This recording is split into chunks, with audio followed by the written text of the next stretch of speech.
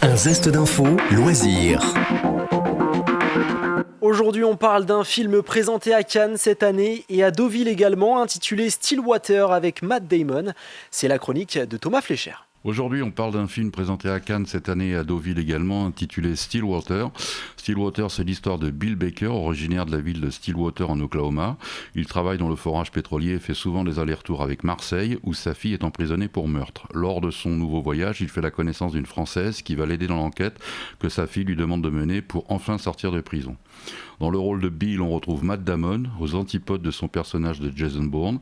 Ici, c'est plutôt un pecno bourru et têtu, américain jusqu'au bout des ongles avec son gros bouc et sa casquette de baseball vissée sur la tête, et qui va tout tenter pour sortir sa fille de tôle. Par rapport à la saga des Bourne, c'est assez intéressant de voir un Matt Damon un peu paumé, qui ne parle pas le français, et qui doit se faire aider par une mère et sa fille, sans parler de sa visite dans les quartiers chauds de Marseille.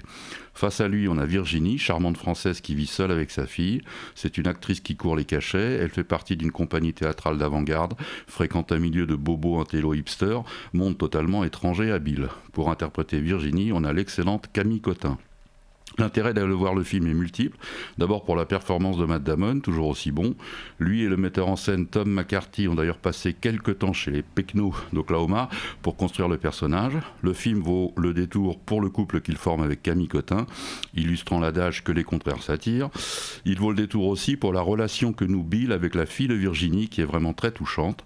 Enfin pour le décor, à savoir on a un Marseille glauque, loin des cartons, des cartes postales pagnolesques. Le film a d'ailleurs récolté une longue standing ovation à Cannes. A noter que le scénario est coécrit par deux Français, Thomas Bideguin, le scénariste de Deux roues et d'os et de Un prophète, et Noé Debré. Pour l'anecdote, certains prétendent que le film s'inspire de l'histoire d'Amanda Knox, une américaine qui a passé 4 ans en prison en Italie pour le meurtre de sa coloc avant d'être mise hors de cause. Personnellement, je n'en sais rien et ça n'enlève de toute façon rien à ce très bon film qu'il faut aller voir. Vous pouvez retrouver cette rubrique en podcast audio et vidéo sur notre site et application Radio Sensation et sur notre chaîne YouTube. Un zeste d'info sur Sensation.